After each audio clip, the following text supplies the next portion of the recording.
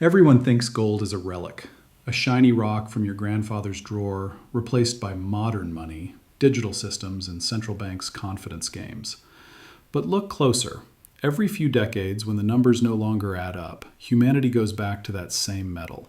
It's as if gold has gravity, pulling civilization back when paper, promises, and politics float too far from reality. The paradox is simple. We keep declaring the end of gold, yet every financial empire that does so ends up rediscovering it, painfully. The British Empire in 1717, the United States in 1971, and now the BRICS nations in 2025 all orbit the same question. What is money really backed by? Officially, Sir Isaac Newton fixed the gold price in Britain to bring stability. Officially, Nixon closed the gold window to protect the dollar. Officially, BRICS talk about a multipolar currency system. But unofficially, all of it is about control.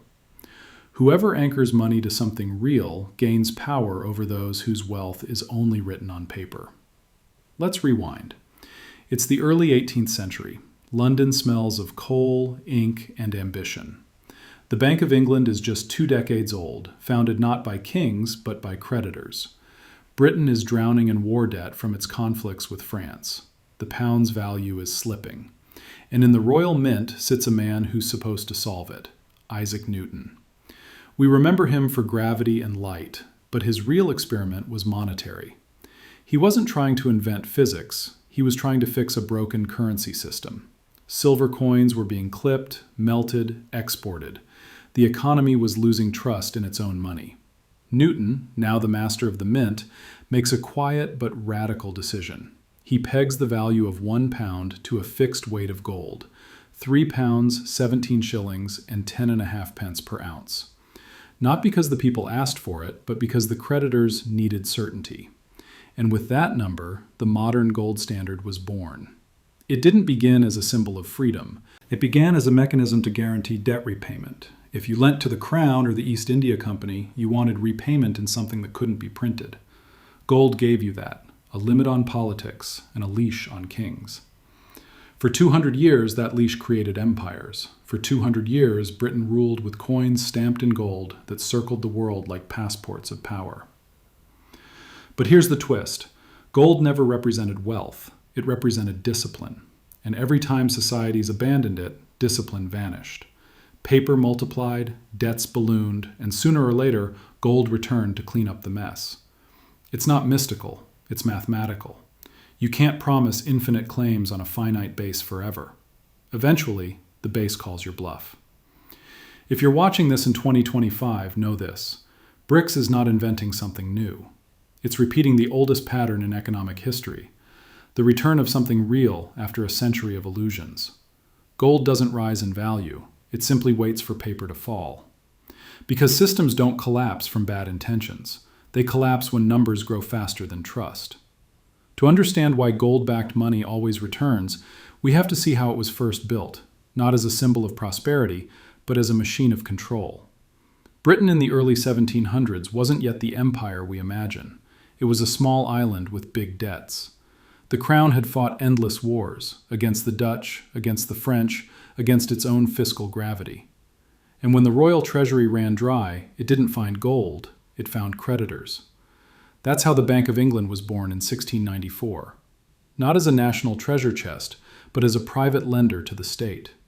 Wealthy merchants and financiers gave money to the king, and in return they received paper notes, IOUs, that the public began to treat as money itself. But those notes were only credible if people believed they could be turned into something solid. That something was gold. The promise was written right on the paper. I promise to pay the bearer on demand. So when Newton fixed the gold price in 1717, he didn't just stabilize coins, he stabilized power. Britain's money became a clockwork mechanism. The Bank of England issued notes, those notes could be converted to gold, and gold defined the limits of expansion. But here's the key. The gold wasn't evenly distributed. It flowed through the veins of empire, from India, from Africa, from the Americas. Britain built the world's first global financial circuit, where conquered colonies didn't just provide spices or tea, they provided monetary ballast. The more the empire expanded, the more gold it absorbed, and the more stable its paper looked. The illusion of infinite credit rested on the reality of global extraction. When we talk about the gold standard, we're really talking about the standard of empire, a system where one island's discipline was financed by the world's resources. The Bank of England became not just a bank, but the metronome of global trade. By the 19th century, its policies determined the interest rates of continents. London's discount rate could freeze a colony's economy or flood it with capital. Ships left Liverpool full of textiles and returned with gold, silver, and raw materials, the invisible gears of a financial machine that ran on balance sheets, not morals. Every coin stamped with the king's face carried two invisible inscriptions. One said, "Trust." The other said, "Debt." And that's the secret most history books skip. The gold standard was not created to free markets, but to secure creditors. If you were a banker in London or Amsterdam, you wanted one thing: predictability. You didn't want kings inflating away your loans. Gold gave you insurance against politics. Even the wars were financed this way. The Napoleonic Wars, paid through debt, anchored to gold. The Victorian boom, fueled by colonial surpluses, measured in ounces. Every empire in history finds its monetary metal. The Romans had silver, the Spanish had American gold, the British had the full international mechanism. And yet, inside that mechanism, a paradox grew. The more stable a gold system became, the more fragile it actually was. Because stability was achieved by freezing flexibility. If too much paper was issued relative to the gold base, the system cracked. If too little was issued, economies suffocated. The world's first monetary balance problem was born. But in those centuries, no one wanted to hear that. The city of London was glowing, merchants were rich, ships were endless, and the empire's balance sheet looked eternal. The idea that this machine could break was unthinkable, just as unthinkable as a modern economy collapsing under digital debt today. What Newton started as a mathematical fix had become a planetary mechanism, and like every mechanism, it obeyed only one law: the numbers must match the metal. For a while they did. Then greed, like rust, began to eat through the gears. If this gave you a new lens on how empires built their money, comment, "I see the pattern." By the mid-1800s, the gold standard had become more than an accounting rule. It was a religion. Every note, every contract, every shipment that crossed the seas was baptized in the faith of convertibility. 1 pound equals so much gold. 1 ounce equals so many promises. People didn't see the vaults in London, they saw the symbol. The empire had convinced the world that its paper was as good as metal, and that belief alone turned fiction into fortune. Look at the rhythm of the century. Trains thundered, factories burned coal day and night, telegraph wires stitched continents together. The Victorian elite called it progress. But behind the steam and steel stood the quiet heartbeat of the Bank of England. As long as gold flowed into its cellars from India, Australia, and the Cape, the world believed in the pound. Credit expanded, interest rates stayed low, and British merchants financed half the planet's trade. It was the first global illusion of infinite growth. Colonies paid taxes in gold and silver, Britain issued credit in paper, and everyone called it equilibrium. The colonies believed they were participating in global trade. In truth, they were supplying the collateral. Every ton of opium from Bengal, every ounce of South African bullion, every crate of Malayan tin, all of it was monetary fuel. When London bankers looked at their ledgers, they didn't see suffering, they saw liquidity. And people at home, they adored the illusion. A clerk in Manchester could save his wages in a banknote and feel as secure as a lord with a gold bar. Trust had become habitual. When you deposit your money in a bank today and never touch a coin, you're living in that same mental architecture, the architecture of faith. But illusions thrive on arithmetic that no one checks. For every pound of gold in the Bank of England, there were multiple pounds of credit circulating abroad. London's financial houses, Barings, Rothschild, Hambros, learned the art of multiplication. They could lend the same gold 10 times over through bills of exchange, shipping insurance, and colonial bonds. It wasn't fraud, it was systematized optimism. The empire had discovered leverage. This optimism turned into policy. In 1844, the Bank Charter Act legally fixed the ratio between banknotes and gold reserves, supposedly to prevent overissuance. But in practice, it blessed the illusion. As long as there was enough gold somewhere in the empire, credit could expand everywhere. Paper wealth sprinted ahead of metal reality. For the first time, the world mistook liquidity for prosperity. The gold standard's beauty was its simplicity. It gave politicians a moral excuse to stay out of economics. The market will correct itself, they said, because gold was impartial, incorruptible, divine. But that neutrality was a myth. The very people who set the market rate for gold sat inside private counting houses in the city. The standard was only as honest as its keepers. And for a while it worked perfectly. From 1870 to 1914, inflation was near zero, trade exploded, and Europe basked in what economists later called the golden age of capital. You could board a ship in Calcutta, land in London, and exchange rupees for pounds at a rate fixed by gold. It felt eternal, as if the world had solved money. That's the danger of every illusion. It hides its expiration date. Beneath the glitter, the empire's accounts were diverging. Britain imported more than it exported, spent more on wars and interest than colonies could ever repay, and covered the difference with credit. The gold anchor was still there, but the chain had stretched thin across oceans. People called it progress. History calls it leverage, and leverage, by its nature, always snaps. If you're still with us and you sense how belief becomes currency, write gold. It always begins the same way. Confidence becomes custom, and custom becomes blindness. By the early 20th century, the British Empire's financial machine still looked invincible. The pound was as good as gold. The Bank of England's ledgers were immaculate, and every statesman swore the system was eternal. But numbers were already whispering the truth, the arithmetic no speech could silence. Between 1890 and 1914, Britain's gold reserve stood at around 40 million pounds. Its overseas liabilities, debts owed to foreign investors, colonial remittances, and trade credits, were more than 10 times that. The empire had built a skyscraper of paper on a cellar of metal. It worked only because everyone agreed not to look down. Then came 1914. Guns in Europe, mobilization, panic withdrawals. Within weeks, gold vanished from circulation. The government temporarily suspended convertibility to finance the Great War. Suddenly, the promise behind every pound, the right to exchange it for gold, was gone. But the miracle was that people kept using the paper anyway. The illusion had become strong enough to survive the truth. That's how the modern age of fiat money was born, not in theory, but in emergency. To fund the war, Britain printed, borrowed, and inflated. Prices doubled, debts soared, and yet politicians still promised to return to gold after victory. They did, in 1925 under Winston Churchill's direction as Chancellor, but at the pre-war rate, ignoring years of inflation. The result was deflation, unemployment, and the silent bankruptcy of industry. The gold standard, once the empire's crown jewel, became its strangling collar.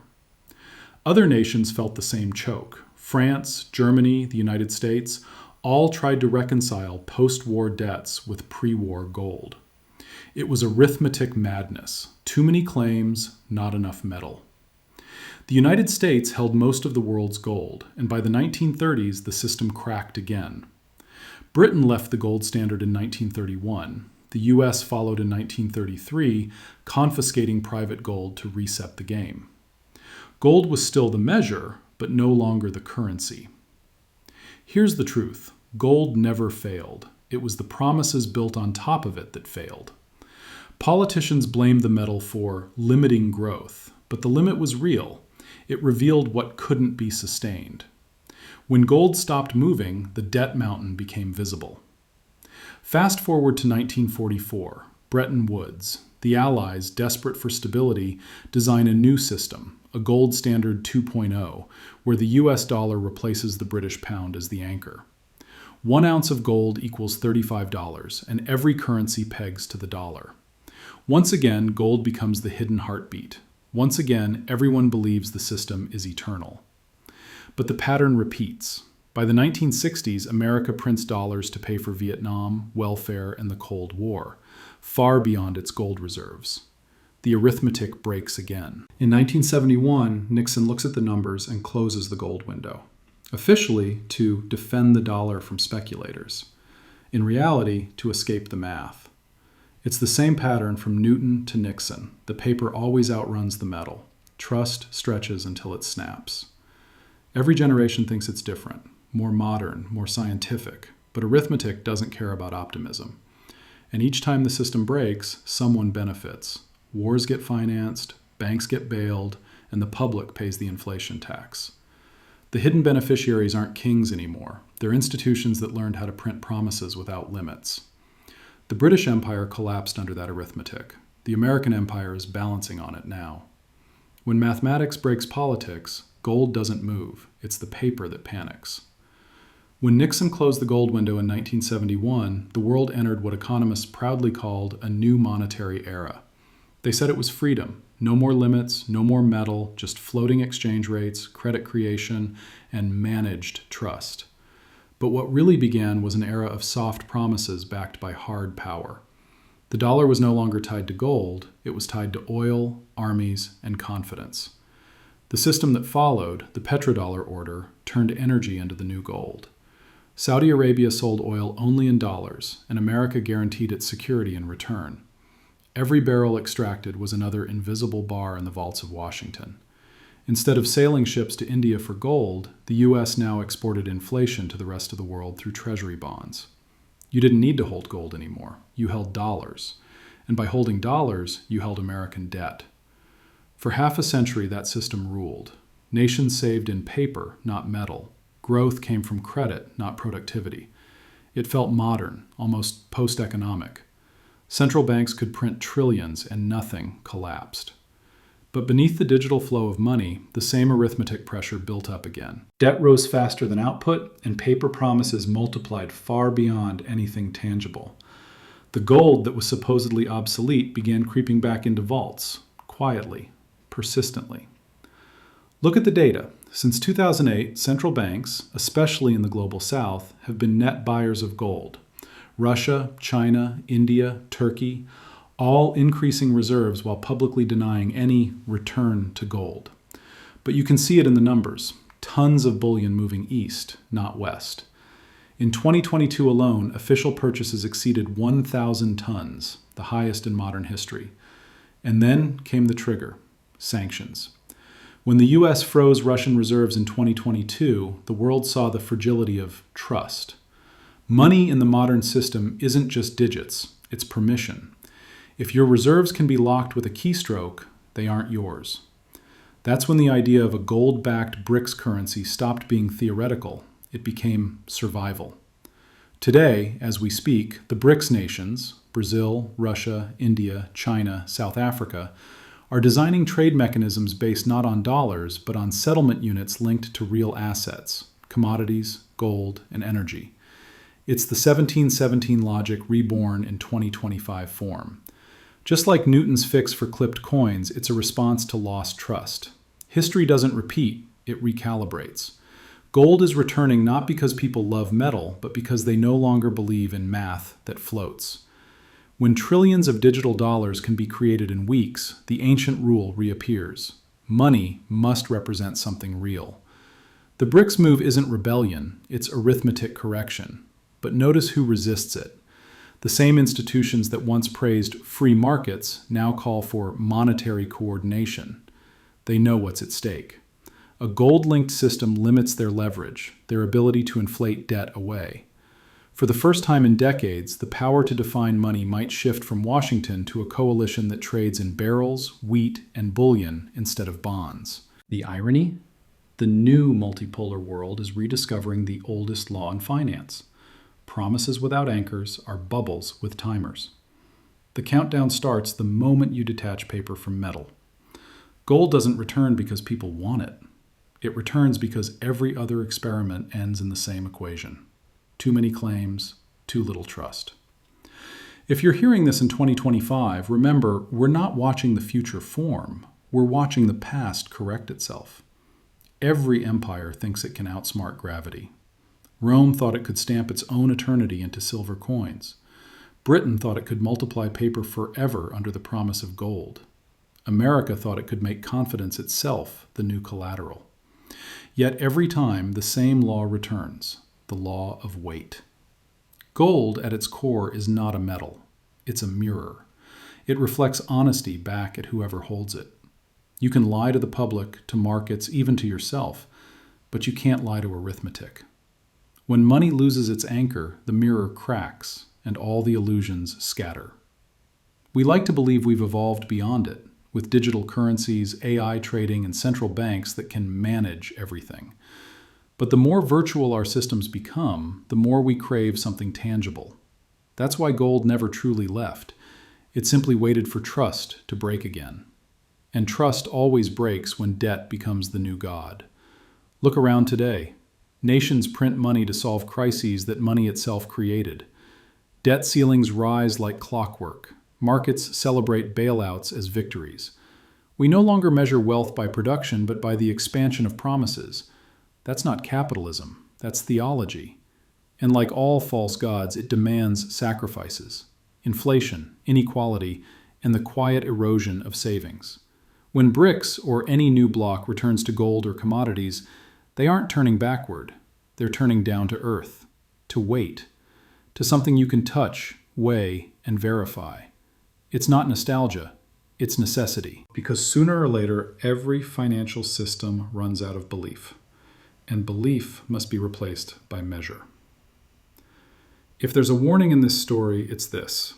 You can build systems on trust, but not on illusion.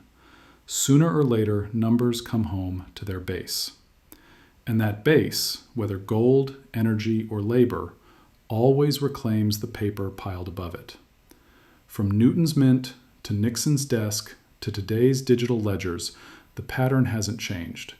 We expand beyond the real, we float in credit, and then gravity pulls us back. That pull is not punishment, it's correction. Gold doesn't rise, it simply reveals what fell.